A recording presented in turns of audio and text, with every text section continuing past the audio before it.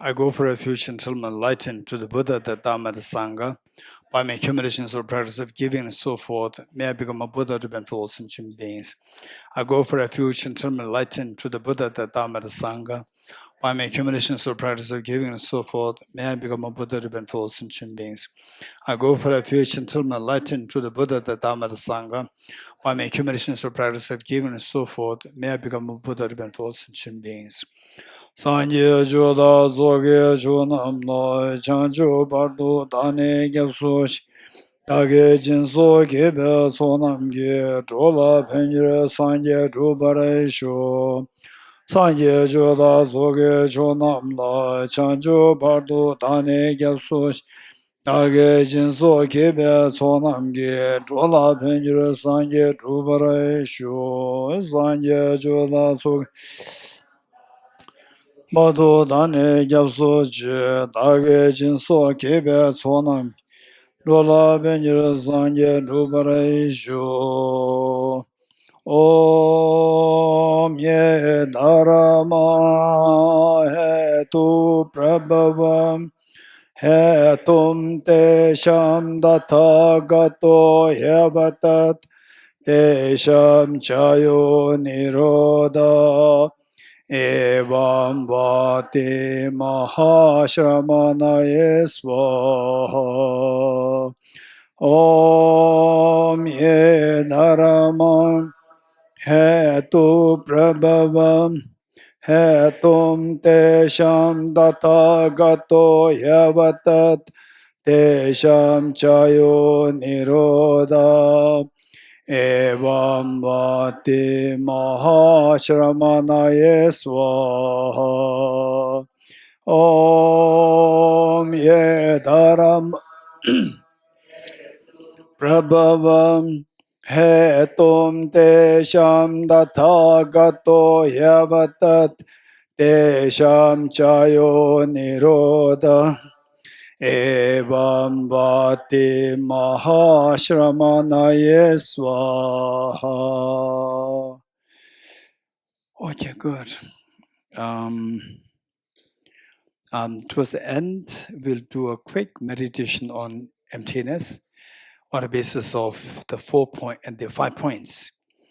5 points which I designed, meaning that whatever, there's nothing new there. It's not that I made something new.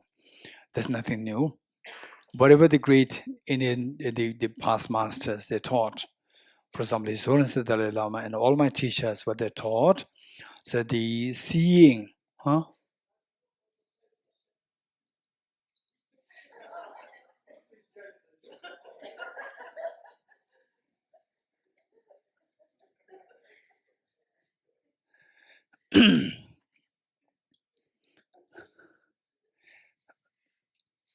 Okay.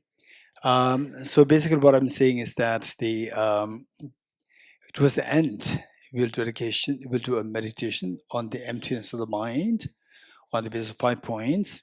And these 5 points, don't think there is one book.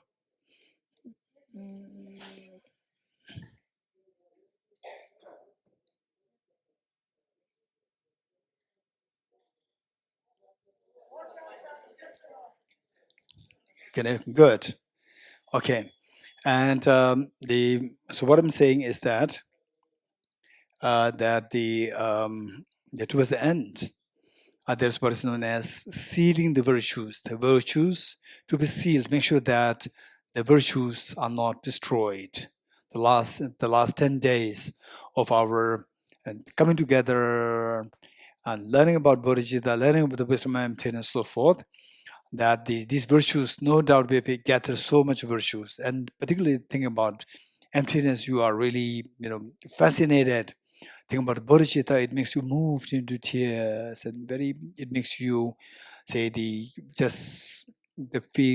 makes you feel, so grounded with affection and with kindness, compassion. So these experiences that invoked, no doubt, is very precious, and we accumulate so much merit, and we can think of dedicating these merits for your parents, And for the deceased, like your grandparents, from your great grandparents, and all those who are connected with you, for your who you are today, and what we learned, if the how many in the what neutral beings, billions of neutral beings over the ages contributed to our ease of the life today. And then finally, for us to become enlightened, we need to depend on the identifying the subtle sense-centered attitude for which the difficult people will help us. We see that all beings are so compassionate, and these are the feelings that otherwise would never come to our mind. And today, because of the great enlightened masters, the legacies that they left, the Bodhisattva left this legacy, and today His Holiness the Dalai Lama, there's tremendous emphasis on the need for us to cultivate bodhicitta, wisdom, emptiness.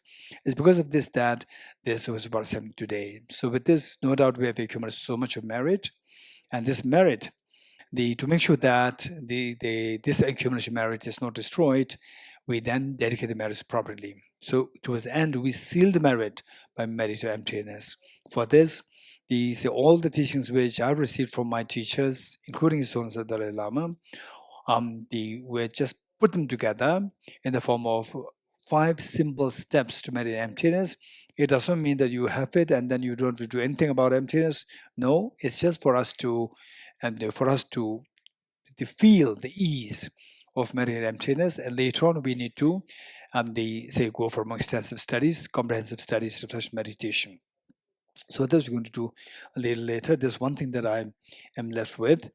And then otherwise, I would say that in this class or this retreat, we covered pretty much the many important, the salient points of the Buddhist teachings. We covered that. Okay, without much ado, I'd like to invite questions, answers. Anyone quick? Okay, first I would say question from the here, Hari, and then here Ofeg, and then here Andrea. Okay, Hari. Mike. Is this Mike?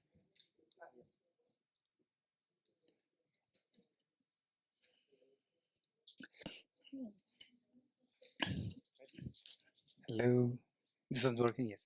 Yeah. So, Geshe, this question came up when we were speaking about the 5 points, where you gave the example of a neighbor playing music very loudly early in the morning on a Sunday, let's say, and it is disturbing you. And you had given the points of uh, changing the contact, changing attention, changing discrimination, pleasant feeling, and embracing everybody. And the question that came up was, in this world where a lot of people will be doing a lot of wrong acts, from governments to agencies to fellow human beings who are doing something wrong, how are we supposed to generate bodhicitta without pointing out their mistakes? Wonderful. Something like that. Yeah. Thank you so much. This is the precisely one of the questions that I would be entertaining here. What we discussed about dealing with the internal factors. So this is the theory part, and practical side. Yes, we have to work on this. If you remember, we talked about finally it is your happiness that you should be happy. You should not suffer. This is the point. With this in mind, there are 2 solutions: short-term solutions and long-term solutions too. So what we discuss is primarily the long-term solutions. You're getting it? And what Hari is pointing to is that how do you, if we are not to point to others, if only to rectify inside, then the world, it's not that everybody is practicing bodhicitta. So world can go really haywire. World can really go wrong. So how do we do this? So for this, if you remember that we talked about the 2 measures to deal with our problems: the short-term measures, long-term measures. Short-term measure, say we began by saying that our miseries resemble the sound of clap. This sound of clap should necessarily come into being by the combination of 2 hands. And the 2 hands resemble what? External factors and internal factors, two factors, right? So long term to bring an end to your miseries completely. For that matter, of the two hands. Either you bring an end to the external factors, bring an end to the internal factors. What we learned is that external factors, they're innumerable in number, infinite number. We cannot possibly get rid of all the external factors. We all agreed on this. For long term, to bring an end to bring a complete end to the miseries, you have to think of removing the internal factors. You getting it? This is the long-term solution. So that your hand, one of the hand is removed, then the external factors, no matter how strong, no matter how numerous, the sound of the misery stops.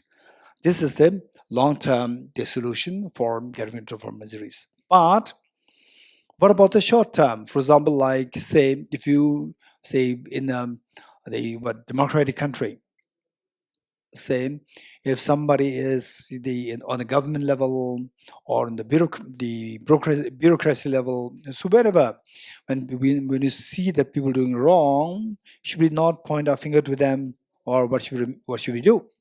So the point is that this is known as the skillful compassion. Skillful compassion. Skillful compassion means that deep inside we are not to give in to anger. If you give in to anger, finish, no excuse. You're going to suffer. The point is that without losing anger, there are times where we need to point a finger to the problems and let them discover that it is for their own good. For their own good, you have to fix the problem. Whereas if you give in to anger, with this anger, and if you go there and fix the problems, then there's going to be a clash. Without the anger, you point the mistake of the other person, you can fix it. It's not a problem. His Holiness is very, very practical. I still remember, vividly remember, that His Holiness the Dalai Lama, at one point, during one of his address somewhere in America, and at the end of the discourse, there was the question answer, and the question asked His Holiness that Your Holiness talks about compassion all the time, but when I practice compassion, people take advantage of me, advantage of my compassion. And then there is also known as what people talk about, the compassion fatigue, right? Burnout. So how do we practically handle these? Then His Holiness says something very interesting and funny. His own said that he did not say that no, yes. He did not say anything. He just said that if a mad dog comes, don't say compassion, run. You're getting it? So what he's advising is be very realistic. Be very realistic. When a mad dog comes, don't say compassion. The mad dog will make you mad. He'll bite you up and you'll be hospitalized. All problems will happen. Run away. Mad dog will not understand your compassion. Run away. Right? We should be very realistic. So where some people to whom you speak and the person's mind change. To that person, speak. Have dialogue. Some people, sometimes there could be some measures to be taken. For example, like a small child is there, like say the 30, 40 meters away from you. And then you see that the child is on the verge to put his hand on the fire, right? And you cannot reach there on time. The time taken by the child to reach to the fire is like, let's say, 3 seconds. And you reaching there will take 5 seconds. It's impossible that you can reach the child and hold him back. Impossible. So what you do is that when you running there, you throw a small stone to the child. The stone will run faster, right? And then hit the child, and child is in pain, will be distracted. And then you jump to save the child. You're getting it? So this stone is thrown to the child, not to injure the child, but to save the child. So this is the example. There are times where you have to take measures, but the measures should never be motivated by anger. It must be out of compassion for yourself and compassion for others. This is known as skillful compassion.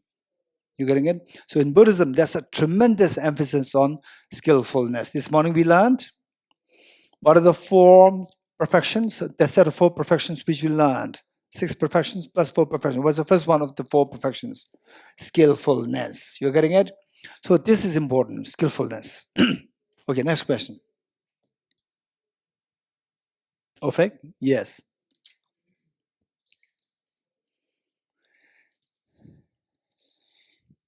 So about the emptiness of the mind, what we talked before. So you were talking about it. It's temporal parts basically, and one temporal part affect another temporal part. But I don't see how it's a different entity basically. Which one? The mind, because we're talking about interdependence eventually, right? Mind There is is no dependency here. different entity with respect to? What? Different entities means there should be 2 entities. Right. You're getting it? So mind is different entity with respect to what? How 2 temporal parts of the mind are different. Okay. Okay. Cause and effect. Cause and effect. Okay, these are some technicalities. Not difficult, but you have to know. Cause and effect in general. What is cause to be effect? What is effect to be cause? But in cause and effect, with respect to this flower, cause of this flower and effect of this flower should necessarily be at 2 different temporal states. Meaning that the cause of this flower and the effect of this flower should be at different times, right? The flower is at, this flower is at 3 o'clock sharp, let's say, 3 o'clock sharp, and the cause of this should precede 3 o'clock. And the effect of this flower will succeed. So what succeeds and what precedes the same flower, these 2 should be, say, the entity-wise different. Right? Entity-wise different doesn't mean that there are 2 things separate there. There are 2 things separate there. When you point to the entity means what you point to. When you point to the what precedes this flower, that is in the past. When you point to the what follows this, you are pointing to the future. So future and past, these 2 cannot be at the same time. So therefore, these 2 are 2 different entities. Good. Any question from the Russian group?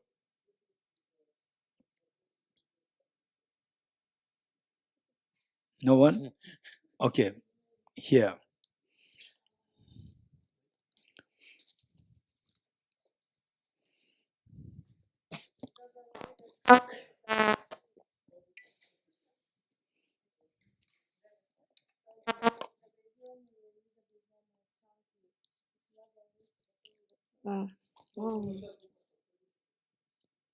Загрязненные, незагрязненные сканки.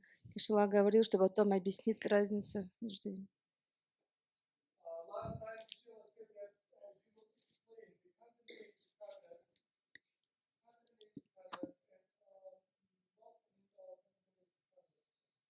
Oh, contaminated and uncontaminated, the aggregates.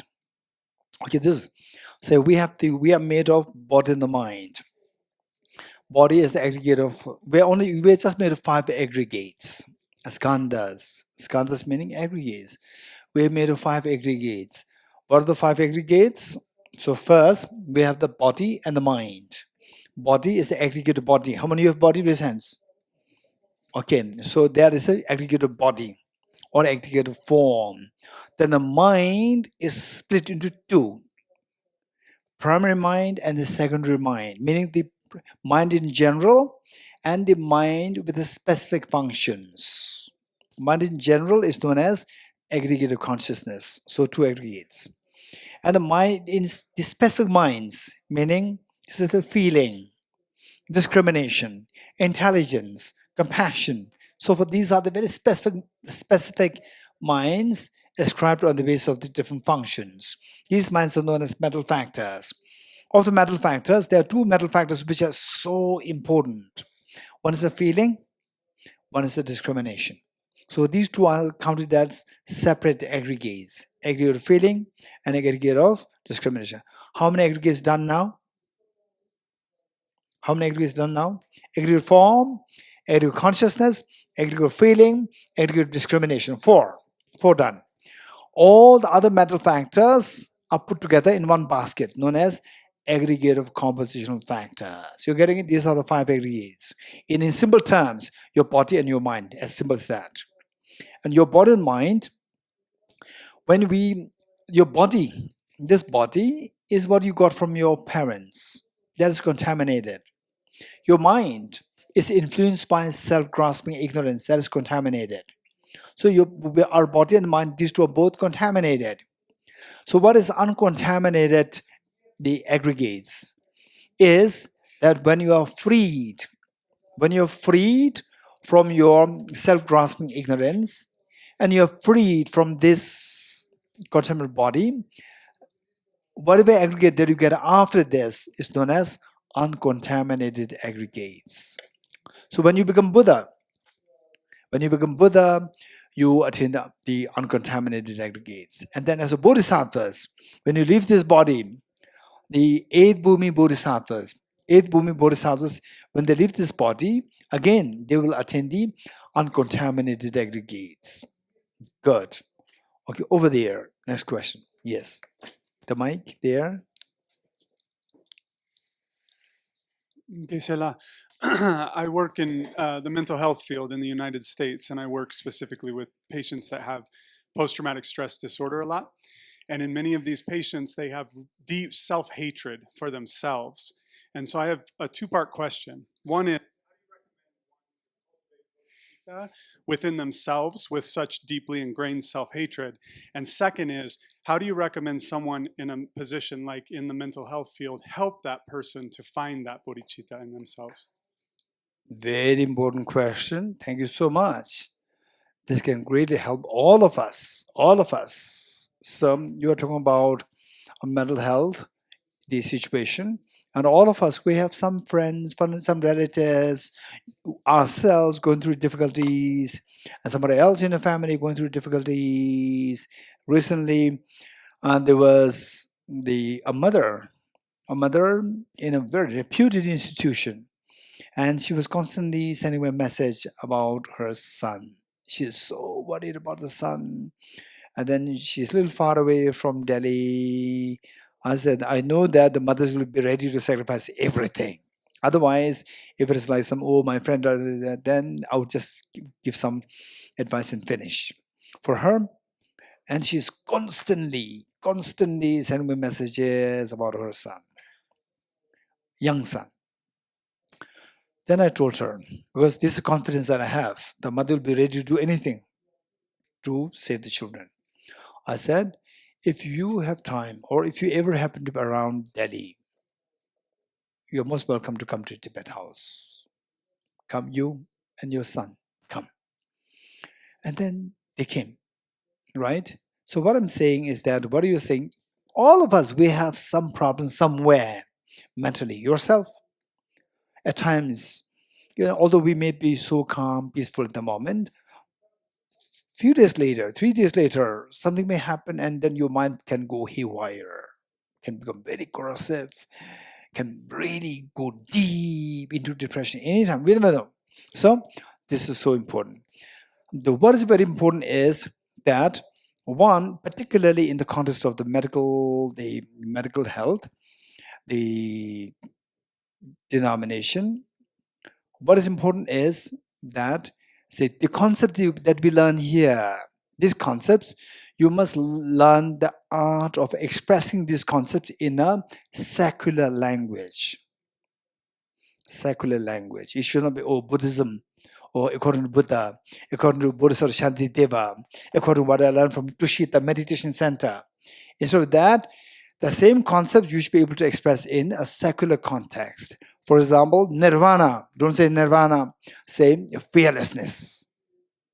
In nirvana, people say this is coming from Buddhism, right? Or Jainism. Whereas fearlessness, for everyone, nobody wants the fear. Likewise, Buddhahood. Don't say Buddhahood. Talk about infinite happiness. It's not about religion, it's about everybody. Everybody's seeking infinite happiness. So we need to learn how to express these concepts, these beautiful concepts, and these concepts all coming from the Buddha. Buddha, who is not to increase the number of Buddhists, who is to increase the number of the happy people, who is to reduce the number of the pains in the world. So, and his brilliant wisdoms were shared. So it is our responsibility to share the same wisdom without any motivation to convert somebody to Buddhist. It's so important. Don't think of converting somebody to Buddhist. Convert the person from unhappy person to happy person. This is our job. Convert somebody who is sad to say the happy person. Convert somebody who is very selfish to a other mind. This is our job, not to convert somebody to a Buddhist. This is very important. Now, the direct answer to your question is that you have to introduce to that person that for me, nothing matters. I want you to be happy. You getting it? Give this impression. For me, nothing matters. Your past, your future, your whatever. You should be happy. This is what matters to me, right? And you have the potential to be happy. Everyone has the potential to be happy. And that potential to be happy is not less in you. It's the same in everyone. So, okay, you have difficult time the last many years. You must be going through very deep. I know you're going through very deep, the depression, self-hate, and so forth. And just tell me, one person who you see as a happy person, tell that person. You may say, His Holiness Dalai Lama, right? Or somebody. Even that person who you admire as a happy person, that person, just imagine, if you become the same person tomorrow, are you be happy or not? You'll be very happy with yourself. You have that potential, right? They say it's a matter of you change, you have to have the confidence in your potential. You have the potential for the infinite happiness. You have that potential. And you awaken this, instead of bogging yourself down with, okay, I hate myself. Instead of that, you must build the conviction in your potential. Work on this, and then you become, let's say, for example, say, there's one boy or one person who became PhD 10 years ago, and you become PhD today. Today, two of you are same, right? That person who become PhD today, the last 10 years, you are not the PhD, you are not the doctorate. But then today, you become a doctor, and then you are on the same level. So likewise, you may be very unhappy the last many years. And somebody maybe you may say is very happy. And today, if you become happy, you too become the same level, right? So why should you have to hate yourself? Don't waste your time hating yourself. This will not do anything good to you. Why, if you really want to hate somebody, hate that agent which makes you not to explore your potential, right? So give a damn to that thing which does not allow you to explore your potential. In other words, explore your potential. This is your job.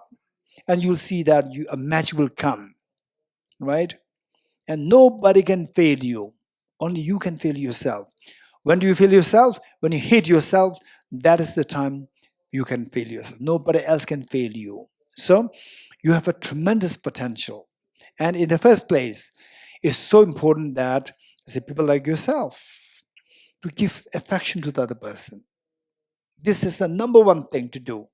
Before you tell that you have potential, you give affection. You give love and affection. Listen to the person so well, right? Whatever the incoherent things the person says, it doesn't matter. Just listen. The fact that you are listening to the person means that you care for that person. The person feels that. Then the person will speak his or her heart to you. And then you say that, look, you're amazing.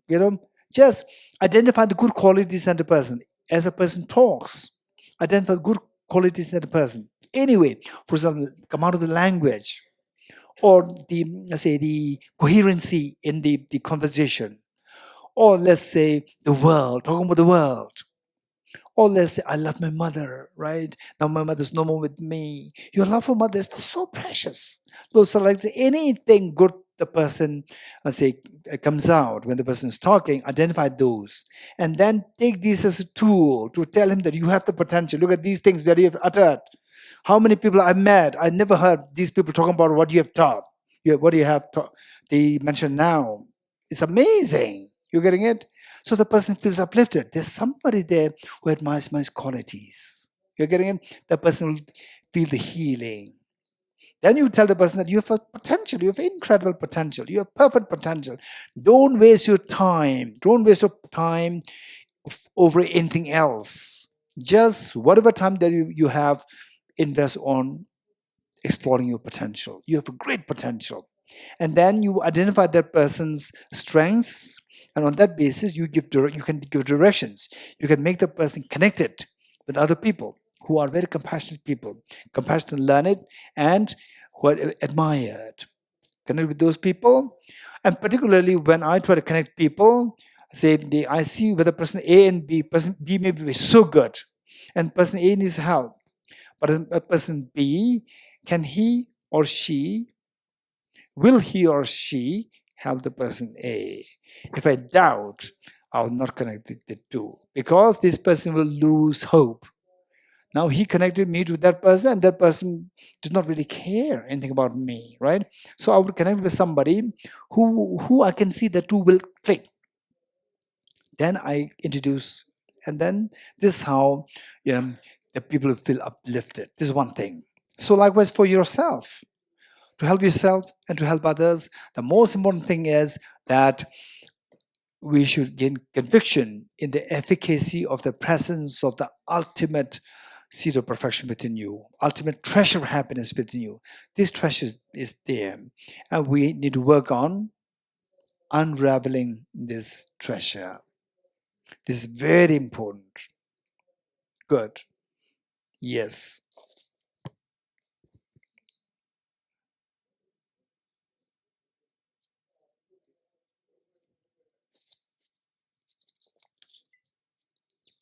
Звук есть, да? Гешела, thank you so much for your teaching. У меня такой вопрос по медитации. Когда мы визуализируем лунный диск и ваджру, и когда мы ее распространяем на всех живых существ, значит ли это, что эти живые существа в своем следующем воплощении встретятся с дхармой, ну или хотя бы получат более удачное перерождение? Спасибо.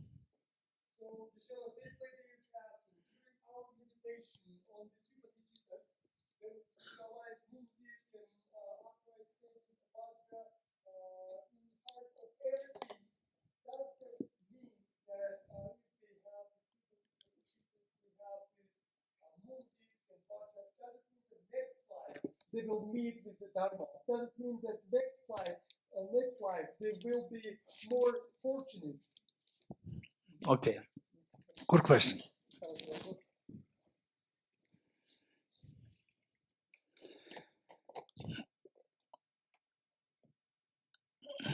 Okay, disclaimer. I will not give you false hopes, right? Okay.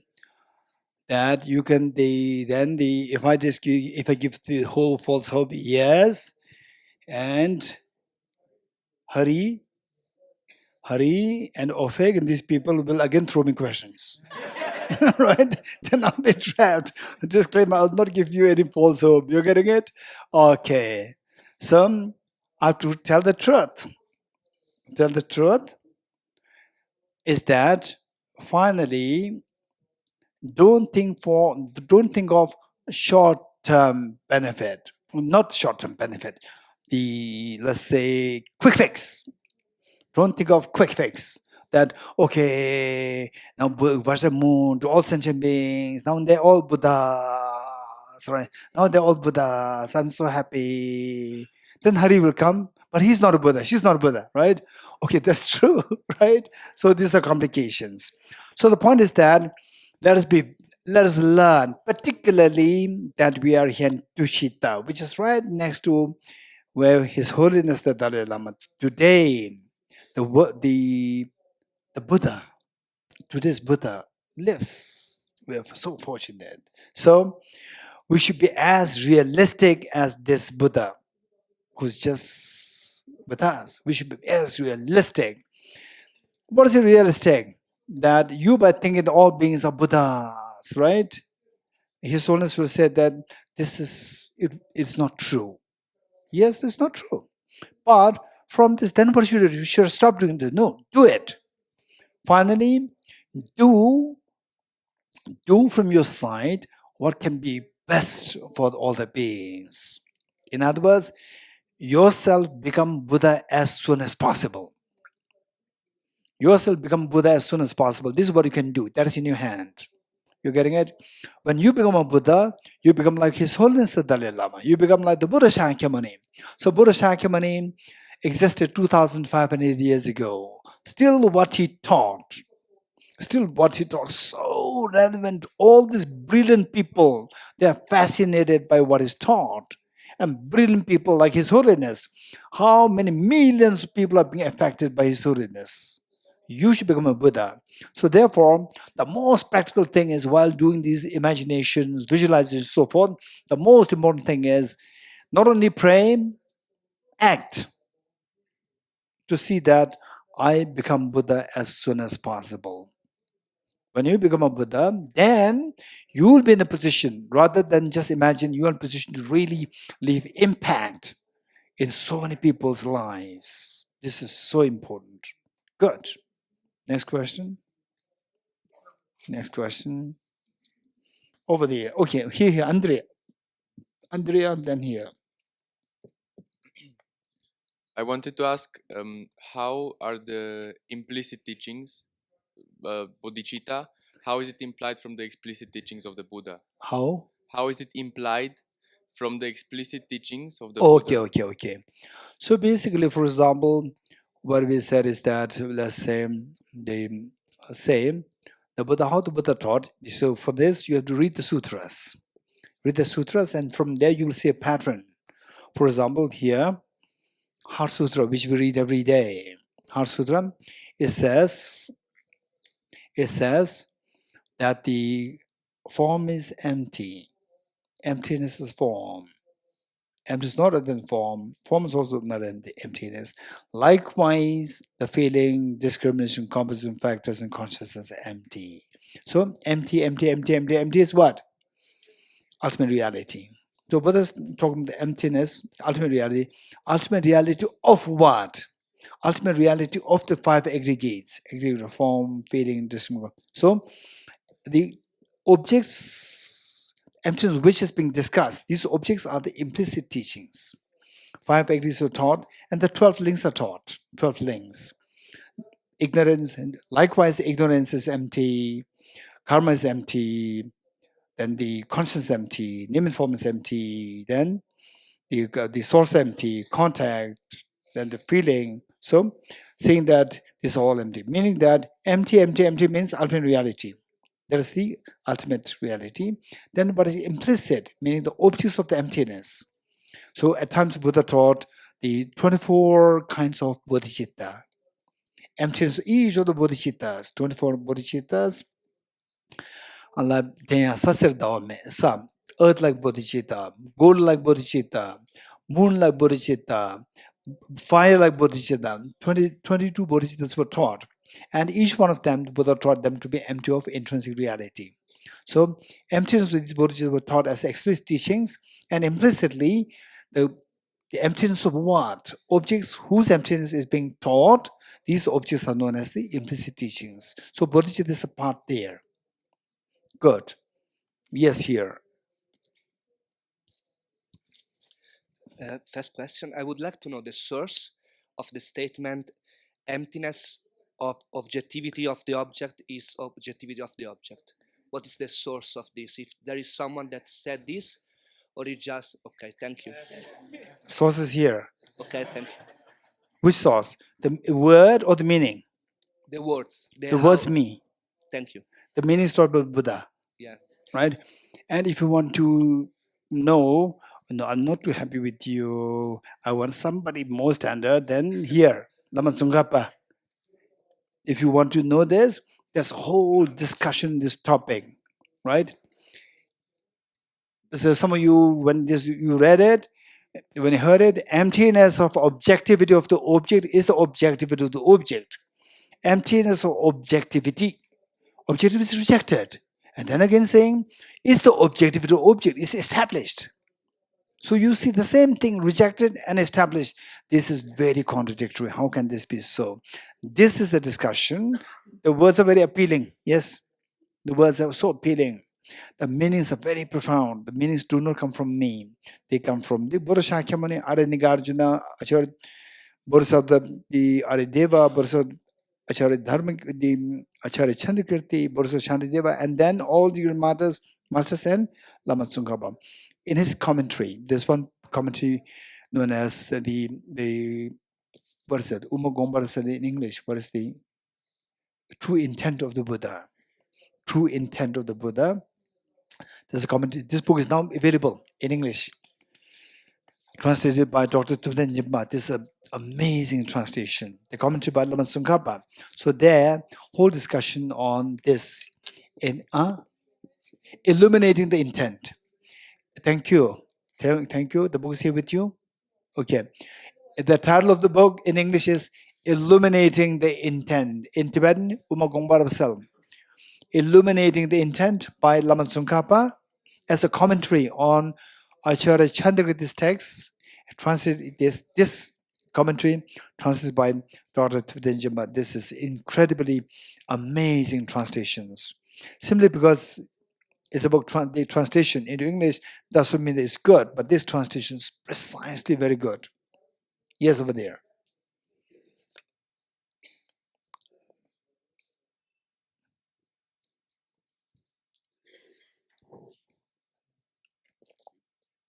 Geshe, you mentioned that it can be dangerous to meditate with one's eyes closed when you're Yes. starting out. I was wondering if you could please say a little bit more about that. And Thank you. also whether or not it applies the same to analytic meditation or just to shamatha meditation. Thank you. Okay, the question, your name? Julian. Thank you. I thought that you were saying Julia. Julia. You, Julie. Okay. So okay, Julian. The question is that when you meditate with eyes closed, I said it's very dangerous, particularly with the single-pointed meditation. Why? Question number one. Question number two, does it apply to the analytical meditation also? Okay, good question. Say, when you close the eyes, the common danger is the danger of, say, the falling into laxity, inactivity of the mind. This is common danger. But there are very complex dangers also, very complex, which one will understand it only when you meditate. Somebody who's a long-term meditator, this person will understand this, where the laxity and excitement, these two can come together. It's very complex. You getting it? So normally I don't talk about this because first people have to meditate. Only then when what I say will make sense. So the point is that the common danger of keeping eyes closed, when do you sleep? When you sleep, how do you sleep? With the eyes closed or eyes open? Eyes closed. You're getting it? So with the eyes closed, automatically your mind sinks. Automatically mind sinks. Eyes closed, mind sinks means mind stops the activity. Mind stops the activity. So with your eyes closed, particularly when you do single-pointed meditation. By the very definition, single-pointed meditation means meditation where your mind deliberately stills. You getting it? Your mind stills. Your job is to still the mind.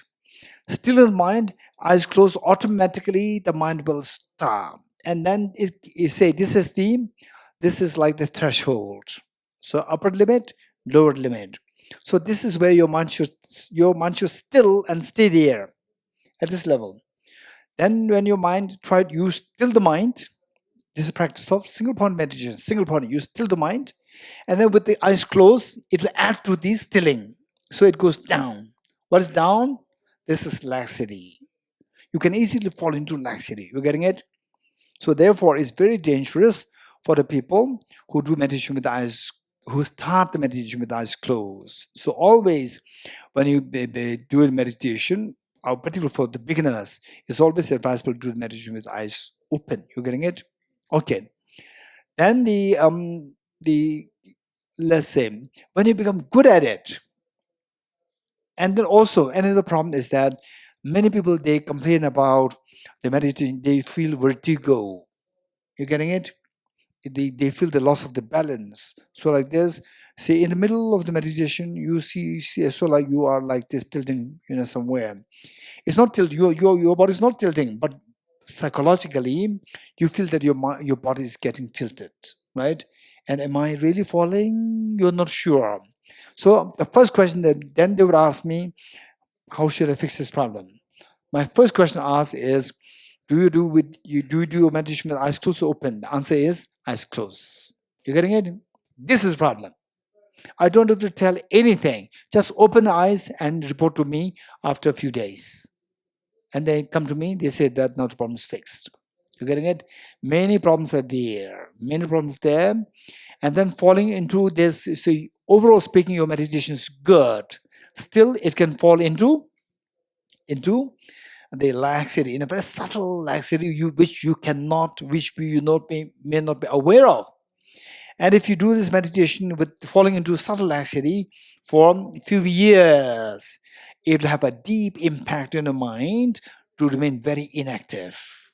In fact, there was one boy who told me that he was doing I'm not going to mention what meditation is. He was doing meditation, on this particular meditation, and then he'd been doing this for the last 3 years. And he said that this meditation is an incredibly great positive effect on his mind. Meaning that otherwise 3 years ago, he used to be very hyper. And because of this meditation for 3 years, his mind became very calm and peaceful. Now, the problem is that it's too calm that even if there is a problem, the fire there, your mind is too calm. Even if there's a fire there, you have to be proactive. The proactivity is not happening. This is what he said. I said that. I smiled at him. I said that this is a problem which nobody will understand, right? If I say this problem to somebody who is doing the same meditation the first year, will say that you're wrong. Now you experience this. This is a problem because that your mind is trained not to be active.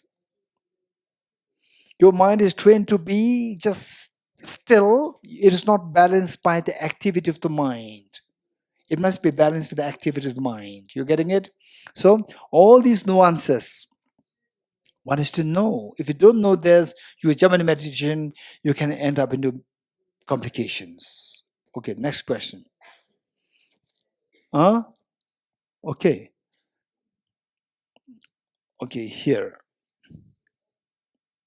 The mic.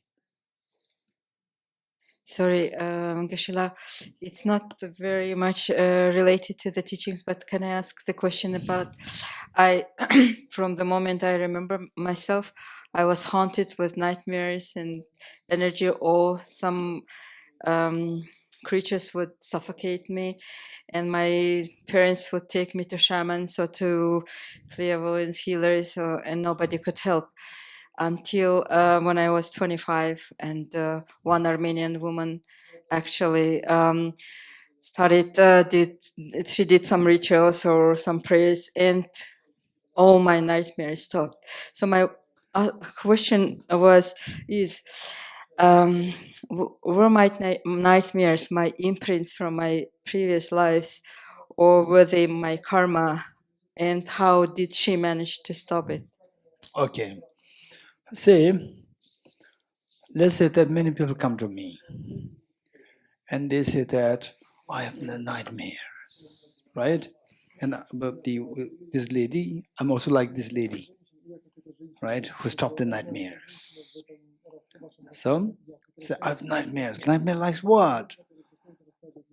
Say, my body becomes stiff in the night and somebody's pressing me, right? I said, don't worry, I'll heal you. When you get 30 years old, it'll be over, right? I will mantra om mani padme hum, right? Now your problem will be over in 30 years.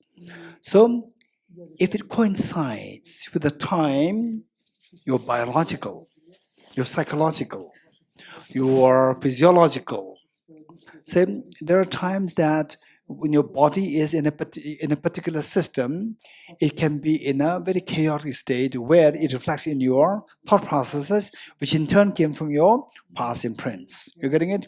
And there are times that it'll come to an end.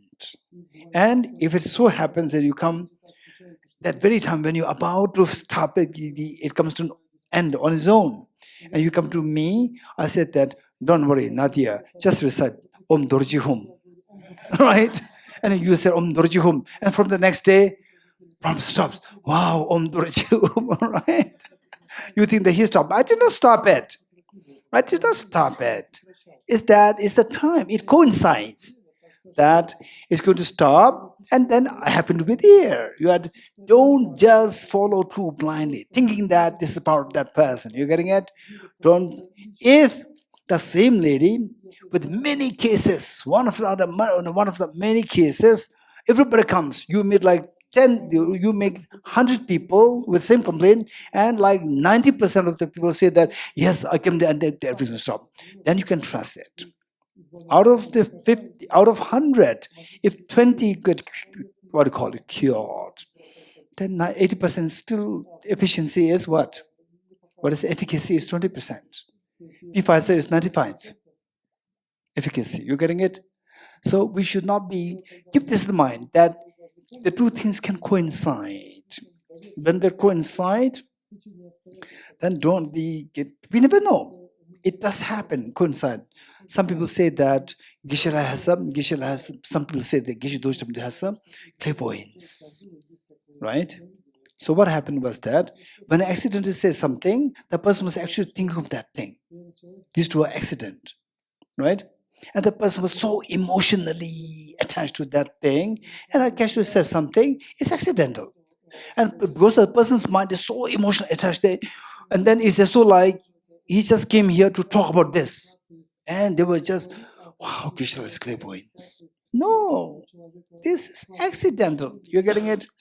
Don't take these things too seriously, right? Whereas, if somebody says that, practice Bodhicitta, you'll become Buddha. This is a real prophecy, right? We don't trust this. The real prophecy, we don't take it seriously. You're getting it? And if you practice Bodhicitta, all your nightmares of samsara will stop. And still we don't believe in it. You're getting it? And this is reality. This is reality. 100%. If you practice Bodhicitta, your nightmare will stop. All nightmares of samsara will stop. You're getting it? Still more nightmares to come if you don't practice Bodhicitta. You're getting it? Okay. It's not a prophecy, don't worry. Okay, Hari. In a way, what I'm saying is that please stop blind faith. This is what I'm saying. So I was wondering if you could shed some light on this. This came up during the Tonglen practice. So the Tonglen practices are practically to generate bodhicitta in ourselves. Yes. But my question is, when we are praying for the chickens that are being captured by the KFC, or our parents that are suffering from terminal illness, or from governments killing people of other governments, lamas are praying, people are praying, somebody who's sitting in some small mountain is praying for somebody else who has no locus standi. Do these prayers work? If so, how? If not, are they only for self-pleasuring, just like elaborations of the mental self? Okay. Let us put it like this. This is the serious question. I already answered this before. Which question? Whose question? I answered it already. His own question. I already give the answer, right? But let me put it like this. Oh no, to Shvetlana. I already give the answer to her. The point is that you grow yourself. You grow yourself. So the Buddha said, you are the master of yourself. Who else is there as your master? The one who tames one's mind is wise and will be liberated. You getting it? So once if there's somebody prays and everything is fixed, then the Buddha said, Buddhas do not watch the negativities of beings. Nor does he remove the miseries by his hands. Nor does he transfer his spiritual realities on others. It's only through the teaching of the suchness that the beings are liberated. You getting it? So for that, you have to grow. You have to grow. You should grow to such extent that you can really teach the suchness to the beings. You getting it? Meanwhile, for to teach the suchness, it's not just this wisdom must be complemented by. To eradicate the cognitive obscurations, wisdom must be complemented by Bodhicitta. You getting it? If you don't have the Bodhicitta, just wisdom, it will not make you to be desirous to help all the beings. So desirous to help all the beings is the Bodhicitta. For the Bodhicitta, this must be done from various aspects, like making a very extremely powerful, wishful prayers. Or saying prayers that all beings be free from suffering, nothing should happen to the other people, and so forth. Right? So these prayers make you grow, and then you become somebody who can benefit others. So don't just wait for prayers and then nothing works. No, you become a Buddha. We have the responsibility. One Prince Siddhartha, he became a Buddha, and then all these 2,500 years. Yes, how many people, brilliant people have benefited, and how many these people, they're able to carry the torch of compassion till today. Are Nagarjuna, Acharya Chandragiri, Bodhisattva Shantideva, they were all in this line, brilliant people who carried the torch, the original passed down by the Buddha Shakyamuni, torch of compassion, torch of wisdom. And these brilliant people, they carried this torch even today. Today we have His Holiness the Dalai Lama, who is bearing the torch for us. You getting it? So don't think about this person, that person, this person. You have the responsibility. You become Buddha yourself. Try your best in whatever capacity that you can influence others positively, right? In whatever little way you can. Then meanwhile, you also keep growing. Don't just say that, be compassionate, do good. You also try to grow yourself. You're getting it? Two things. Whatever little that you can do for others, do it. And whatever thing that you can do for your own progress, do that. Yeah. This is my question. This is the point. The point is that, so may all sentient beings become Buddha right now, so that I don't have to go to Delhi now, right? So that I don't have to take the responsibility of Tibet House. May also that everybody take care of themselves. May everybody become Buddha right now. This prayer will not work. 100%, I give you a signature. Right? A sign that this prayer will not work.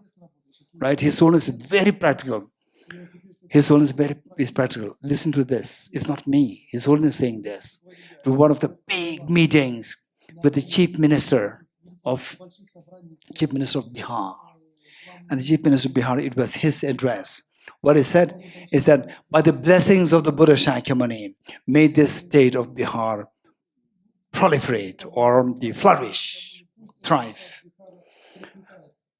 The next speaker, His Holiness Dalai Lama. His Holiness said, if the Buddha's prayers can work to make Bihar thrive, right? Thrive. The Buddha's prayer existed since 2,500 years ago. Why the Bihar suffered all these many years? So the Buddha's prayers will make effect through the hands of the Chief Minister. You're getting, His Holiness telling the Chief Minister, you work. Don't just make up empty prayer, right? Buddha's prayers will feel the effect on the people through the hands of the Chief Minister, right?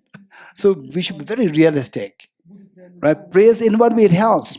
It grows you, and people around you, they will therefore also demoralized. When you pray, you do something praise. At least these people have benefited. This much people benefit. They have their own circle. They have benefited. You're getting it? In other words, don't think of perfection. Think of whatever little that you can do. Do that. If you don't do that and say that was the point of prayers, that is the worst thing. You're getting it? Let us not be negative. Let us be positive. Only if you're positive, you can spread positivity. The world is full of negativity at the moment. We have to spread positivity. How to spread positivity is be positive yourself. Anybody who's doing something, even a small child says that, pray to let's say, pray to this. This looks like stupa, right? Oh, please help the world. Small child says this. Appreciate it. Don't say that what is this? It cannot do anything, right? Don't say that. Wow, this is amazing. You are praying for the betterment of the world. It's amazing. I really appreciate it, right? And then now the real prayer is be good yourself, grow. In future, you must lead the world. You must tell others, your classmates, to lead the world to be better leaders, right? So don't be negative. What's a prayer? What's this? In what will help? Don't say like this. Admire the other persons. At least this boy is not saying that I'll destroy the world, right? This boy said, may the world be a better place. They're so precious, so precious. Here.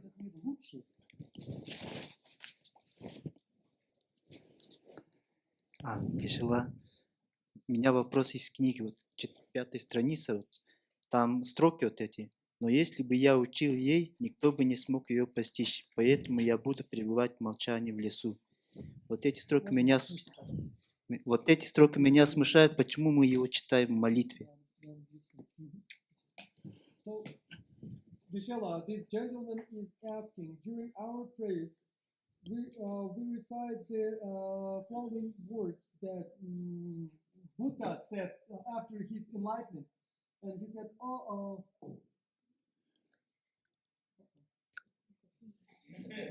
Profound, peaceful, and elaboration free. Peaceful, elaboration free. Clear light. Yes, yes.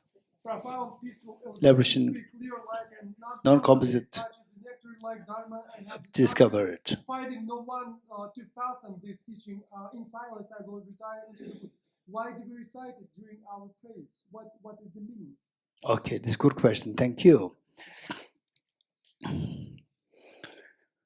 How many of you are from NDC4? Raise hands. Yes. Did you pay or did you not pay?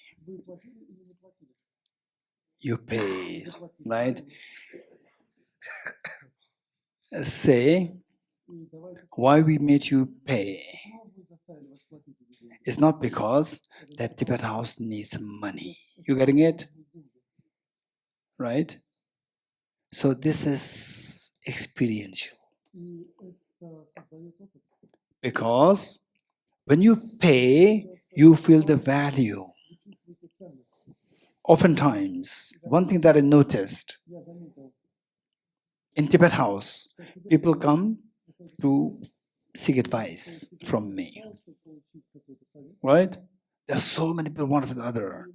And how they listen to me versus in another place where I was giving teachings. And at the end, somebody asked me if you're going to say attend to one-on-one question session. I said, of course, yes. And the people there in that place very different. People there, these people, they pay like 60,000, 70,000 rupees per day. You're getting it? 60,000, 70,000 rupees per day. And they were expecting, of course, any counseling otherwise, you have to pay. And that too, 1 hour, this amount, right? And then 1 hour is about to be finished, right? Right? Your money is gone now, right? So I was so impressed. So these people who are ultra rich, when they come to have one-on-one meeting with me, how serious are they in listening to what I'm saying? You're getting it? Because for them, all the counseling which they have been going through, they've been paying. When they pay, they feel the sense of value. Tibet House, we are reluctant to charge any money for the courses, but we are forced to take this because if you don't take this, people don't value what they're getting. So therefore, we charge. And the Buddha said that this is so profound, nobody can understand it. Then people say, no, we understand it, right? We understand it, right? We understand it, right? No, you'll not understand it, right? Okay, I'd rather stay in the forest, meditation. No, please teach me, please teach us. I'm serious, I'm very serious. In the process, your seriousness increases, right? Buddha's very smart, right? Your seriousness increases. Because emptiness is very complex, right? Emptiness is very complex. If somebody is emptiness directly to you, when you're not too serious, you will have your eyes double lash. Right? You know what is eyes double lash? Your eyes will start to have a double fold. Right? What is this? You don't. When you're very serious, the receptivity opens. Receptivity opens. You're eager to learn.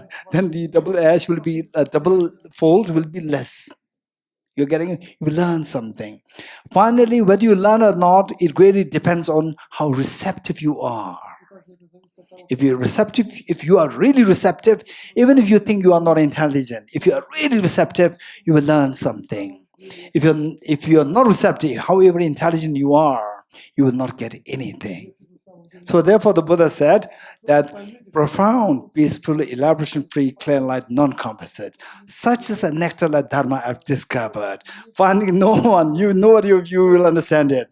Finally, no one who can fathom this teaching. In silence, I'll return to the words. You're getting it? Then people said, no, Buddha, please, right? And then the king of the gods and goddesses, Indra Brahma, they came down, right? Hey, man, come, right? Don't be stupid, come. The Buddha's here, right? I'll make request on your behalf. Yes. Please make the request, right? And who made the request? Indra Brahma. We respect them so much. They made the request on our behalf. Yes, right? And then the Buddha started teaching everybody so serious. And then they benefited. Then they liberated. Good. Next question. Over there. Oh, maybe the last question. Any more questions? One over there. One over the two. Two, 3, 4, 5. Okay, 5 last questions. What over there? Question. Is prayer different than meditation? If different, then how? Okay. Prayer and meditation. Prayer and meditation, it can be like, in a way, say, positive prayers and meditation. Positive prayers can be a subset of meditation. Prayers can be positive prayers and negative prayers. May bad things happen on my enemy. There's also prayer. Oh Buddha, please may bad things happen to my enemy. Right? That is a prayer, but it's a negative prayer. Negative prayer does not fall under meditation. Positive prayers come under meditation. Yes, but all meditation may not. All girls are human beings, but not all human beings are girls.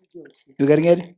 All positive prayers are meditation, but all meditations are not positive prayers. You getting it? Good. Next question over there.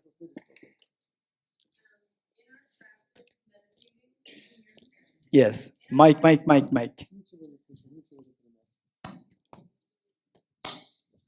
In our practice meditating on the wisdom of emptiness, what are indicators that we're successful or making progress in the practice? Okay. In a meditation on the wisdom of emptiness, what are the indicators to indicate that you're progressing or not progressing? Right? Okay, this is quite good question. Okay, this is a good question.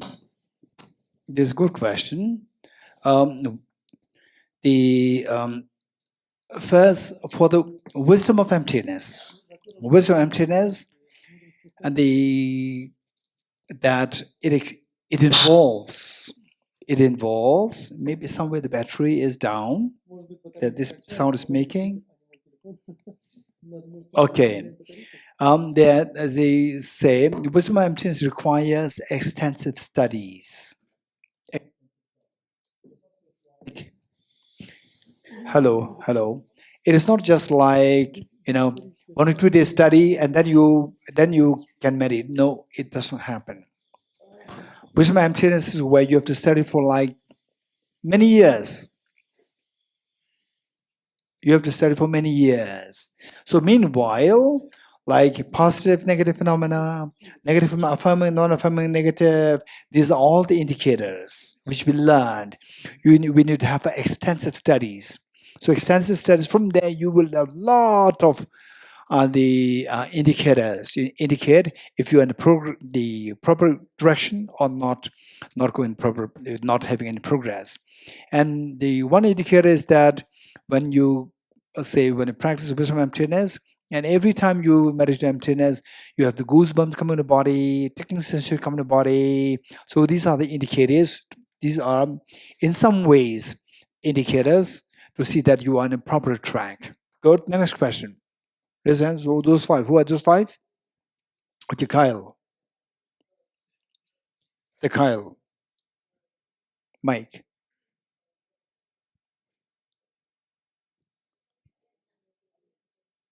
The Mike. Hello. Hi. Yes.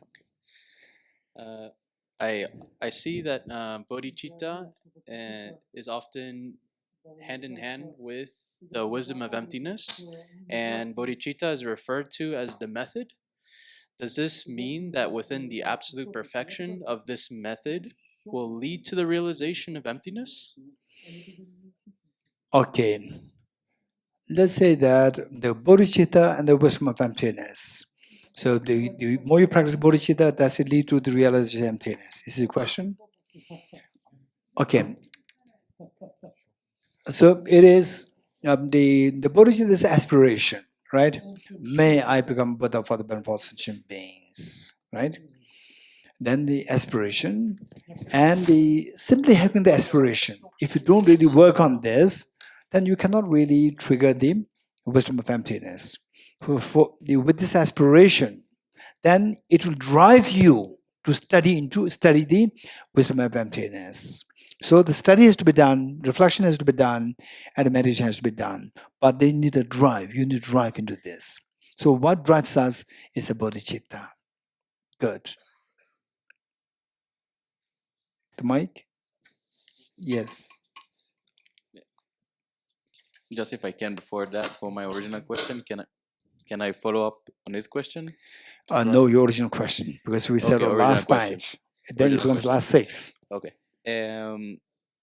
I wanted to ask about the point of view of Buddhism regarding the unification of male and female, and like, for example, the bell and the other thing that I forgot his name. So I know what you're saying. So wherever you have heard it from, you ask that person. You're getting it? I didn't. There are many people without introducing emptiness, without introducing bodhicitta, they are talking about the unification when male and female, right? Male and female unification is happening everywhere. Ask these people. I actually read in the museum that this is what I'm male saying. and this is female, and that's it. This is what I'm saying. You're getting it? So if you ever if some teachers, I don't teachers, right? Without introducing the wisdom of emptiness, bodhicitta, they just talk about all these things. So some people, they say that, Geshe-la, I like to take the empowerment of this deity. I said, don't, right? They said, I will. I said, don't. And then they take, right? I said, don't. They took. They took the empowerment, and then the empowerment, if this is commitments to do. Then they come to me, Geshe-la, there are so many commitments, I cannot do that. I said, it's not my mistake. Right? I said, don't. And you said, yes, I will. And I said, don't. You're getting it, don't come to me. You go to wherever you have to go. Anyone else? Next. Yeah.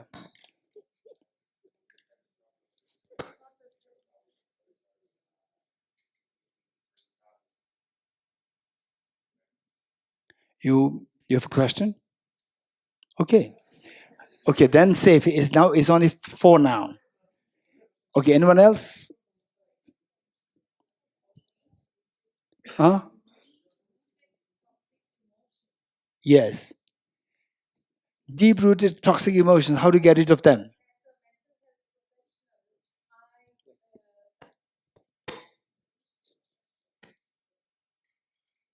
As a mental health professional, I have a question about the traumatized child carrying that toxic emotion, and when they grown up with the toxic emotion like hatred and revenge, for them, how they accept these They can. They Yeah. can, the How can you help forgiveness, to the make them accept? compassion, because the compassion cannot generate in them because of that, the traumas.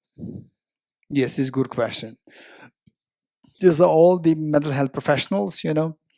These questions are something which comes to the mental health professionals very often. So how to help them? For the small children, there's a trauma there, and if this cannot be healed, if this cannot be dealt with nicely, properly at that early age, it can become deeply ingrained. And to uproot that is they can easily fall back very quickly. So, for that matter, the one important thing is that as the mental health professionals, particularly with the trauma, I would say in comparison with the some addictions, the trauma can be healed more easily. But if we don't tackle them skillfully, so therefore, what I would say is that, for example, now the trauma centers is all there, but what are the procedures they apply? And even these the people, I would say that these people who are involved in managing the trauma centers, these people have a huge responsibility. Not just feel that whatever you have, the measures that you have, the procedures that you have is enough. We should never feel content with these. We should think of other possibilities. Not necessarily only brain scan and so forth, not only Western counseling, but with the Asians, even Africa, go to different places and see what are they. You can find some wisdoms in some places, which the conventional trauma centers may not even heard of. You're getting it? So therefore, so the first thing, let's say, even generally speaking, I'm not talking about everyone, generally speaking, in the Western trauma centers, say the professionals were invited. As professionals, they get paid. You're getting it? They get paid. And generally, even the profession, they have their own problems. You're getting it? They also need counseling. The counselors need counseling. You're getting it? How can you imagine somebody who needs counseling to counsel somebody else? And yet this is what is happening in the world today. And then say, you need counseling, you also agitated, and the person talks on something so heavy, you feel burnout, and then you express it, you look at the words, you stop, don't say like this. The situation will become worse. You're getting it? So even these counselors, it's not a mistake. I would say that the directors of these centers, the CEO of these centers, they have the responsibility to look for other alternatives, how to improvise the situation of the health counselors themselves. So it's a huge thing. So I would say that I personally would say that those children, the traumatized with the traumatic and the incidents in the childhood. So this is way easier to be treated because they will not deliberately go back to the traumatic situation. But with addiction, the person can immediately go back to what they were doing before. You're getting it? So that is more difficult to be handled. The trauma part, we can, as I said earlier, everybody has the seed of perfection. You have the seed of perfection, right? So trauma, yes, you are not a small child anymore. You're already grown up. You are self-sufficient. You can do that. Right? Say, look at this person. They succeeded. You can do that. And then till the person can be more, say, the self-confident, you continue to support. You continue to support the person. Right? Say, introducing each other, you'll be there. And if you cannot be there, you send somebody there. And you look for the circle of compassionate people. So there are many ways to tackle that. I personally would say that it's not difficult. So finally, the root, the panacea, the healing factor is the compassion. Not just compassion, profound compassion. This is different. Compassion in general and the skillful compassion, profound compassion. This profound compassion will come with the practice of these two methods. Okay, done? Okay, one over there. Yes, Electribla. You can ask in English, Tibetan, French, whatever, or Russian, whatever. No problem.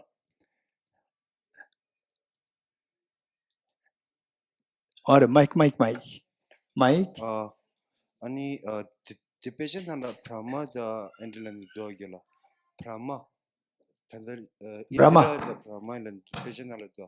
Ni on the Hindu channel konzo creator god and Zigor and Buddhism has announced that Brahma and Buddhism on the countries. Oh, this is the question that he's asking is okay. The question that he's asking is that in Hinduism there's concept of Brahma. In Hinduism, the concept of Brahma is as a creator of the universe. And in Buddhism also, there's a concept of Brahma. Brahma and Indra came to make request to the Buddha to please turn the wheel of Dharma. So in Buddhism does not accept creator. And Brahma in Hinduism is considered as creator. So how does this go with the Buddhist concepts? Is this your question? Very good. Brilliant question. Okay, where to get the answer? I'm not too sure. Okay, anybody who can help me? Anyone? Okay, it's an amazing question. Okay, so I see it's for time for puja. I think it's already 4, right? What's the puja time? Oh, puja time is 2:30. 4:30 is tea break. Okay, what do you do now? Hey, Benla. Yes. Any answer? Okay, Benla and Bemla, right? Okay, so the point is that Brahma, in the first place, who is Brahma? Before we describe what are the characteristics of the Brahma, before this, say for example, somebody says that, oh, Venerable Chung, right? Venerable Chung, he can fly, right? He can fly. Then he can stop the yellow pollens. He can stop these. Now look at here on the table. No yellow things, right?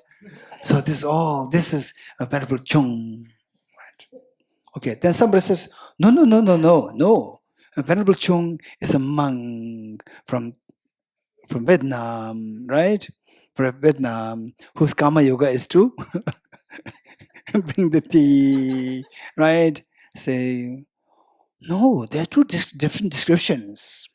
Different descriptions. One said that he is, somebody who can fly, who can do all this performance, and another person said that he is a very simple monk who comes to the Tushita Center. Who's right? Before you say who's right, see if there is somebody known as Mr. with the Venerable Chung.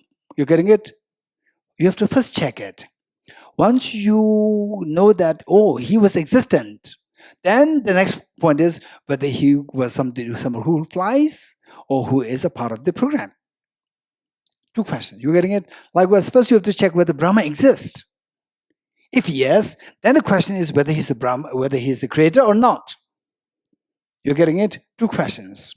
First question, does it exist? Hinduism said yes. Buddhism said yes. In Buddhist context, what is Brahma? Say, whole samsara is split into 3 groups. Desire realm, form realm, and formless realm. And form realm again split into 4. The first, second, third, 4 concentrations. The first concentration within that, this is a realm of the Brahma. You're getting it? Here, it's not just only one Brahma. There are so many Brahmas.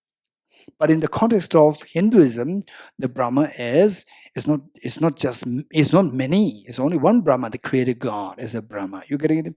Brahma, the 2 traditions we're referring to, right? Referring to the original point is much more the same, because how the Brahma is considered as creator was a very interesting story. The Brahma, he was born in this realm because of this meditative concentration. He was born there. And then he was known as a great Brahma. There are two Brahmas, great Brahma and the secondary Brahmas. The first, great Brahma was born. And then the legend is very strange. The legend, he felt that I'm a little bored. I'm just alone. I want people around to be around me, right? The moment he thought that I should have other people around me, then other young, small Brahmas, they come up, pop up, right? Pop up. Oh, you are created by me. I thought about it and you came, you are created by me. And they said, yes, you thought about it and we are created. We are created by you. You are the creator. We are created. You're getting it? So in Hindu concept, the Brahma is considered as creator on that basis. Whereas in Buddhism, the Brahma is not a creator, but this incident, did it really happen? Or is it the case? Answer is yes. For example, let's say, like the story that I shared with you, it doesn't mean to demean any tradition. You're getting it? Okay. Tatiana, you can translate? No, what's the problem? Okay, there is a problem of the machine problem.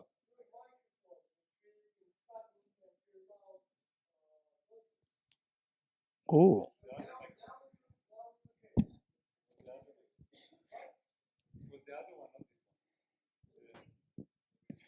Is it this one? Try it. Okay, now translate. Good. Okay. So the point is that they in Buddhism, the Brahma, is it exists? It exists. Is it a creator? It's not a creator. And then he thought that, oh, I should have companions. And the companions, they came to existence? Yes. It's a karmic connection. You're getting karmic connection. So Buddhism would not call Brahma as a creator, but not all Hindu systems. Some Hindu systems, they call it as creator. You're getting it? So in the first place, like Venerable Chung, does it exist? Answer is yes. Brahma exists? Answer is yes. Now, is he creator or not? Some sects of Hinduism, they will say he was creator, and Buddhists will say he's not a creator. But this incident, did it happen? Yes, it did happen. It doesn't mean that he's a creator. It is like, for example, let's say that, say you don't have a place, you have a rented place. I wish I have a house. Then you work so hard and finally you are able to build a house, right? You wish that you have a house and the house came into existence. But this is your effort. But in the case of this Brahma, he wished and he did not put the effort to make these people, the gods. They all came. So this is like purely the karmic effect, that they have the karmic effect to be them. And then I do not really, put effort to be born as a Tibetan, right? It's purely my karma that I'm born a Tibetan, right? So there are two things. One, where you, with the effort, you make something happen, and the other one's purely karma that makes it happen. Okay, good. Any questions? Any question meaning one of these five? Okay, what's your question?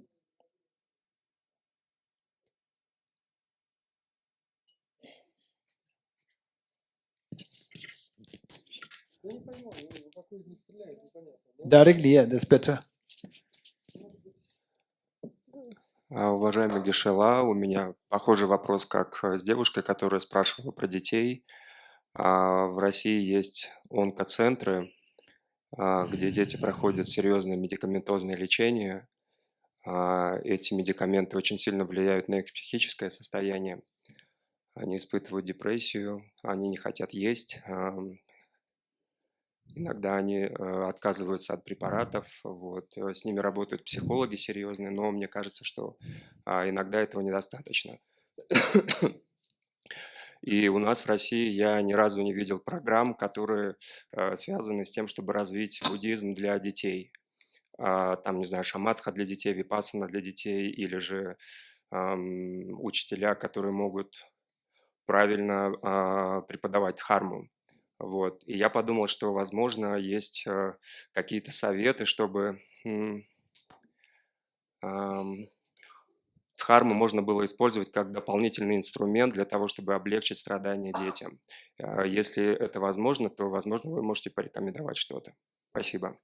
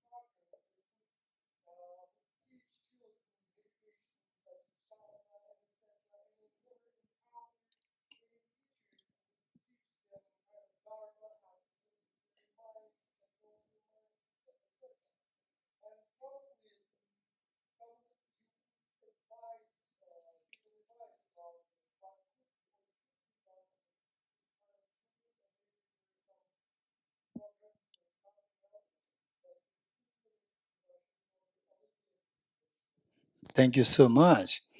These questions are very serious questions, and I think that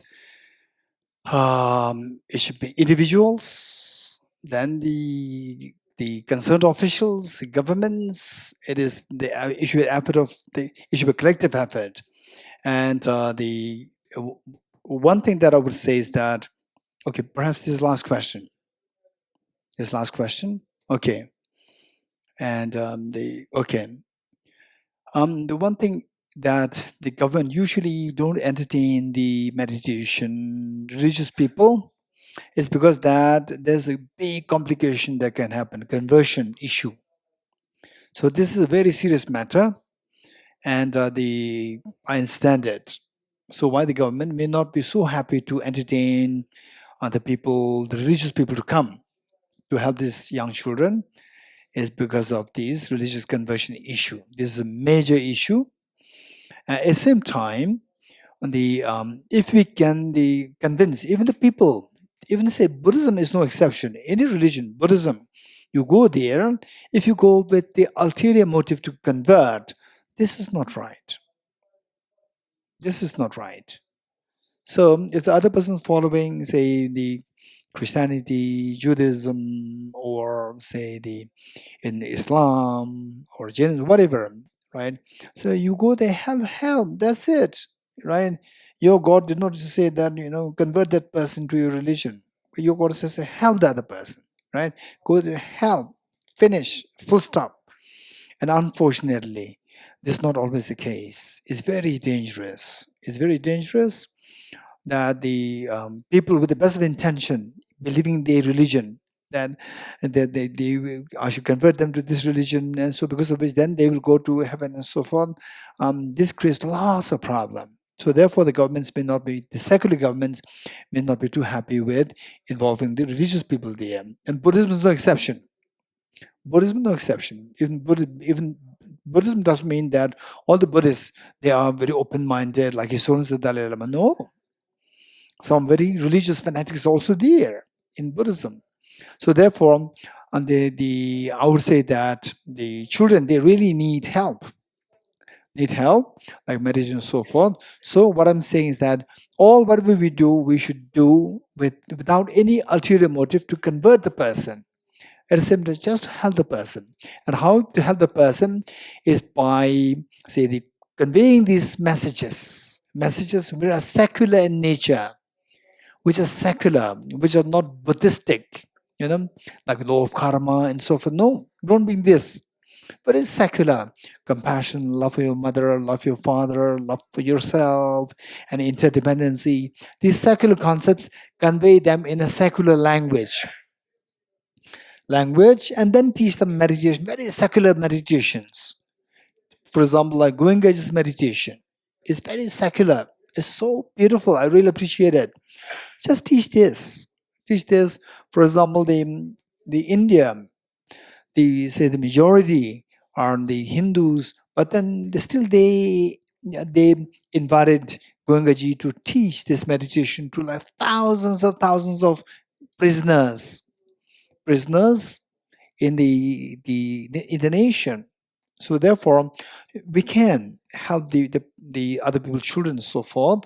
But the thing is that people who usually, I personally would say that people, even when I'm there, of course, I'm very open.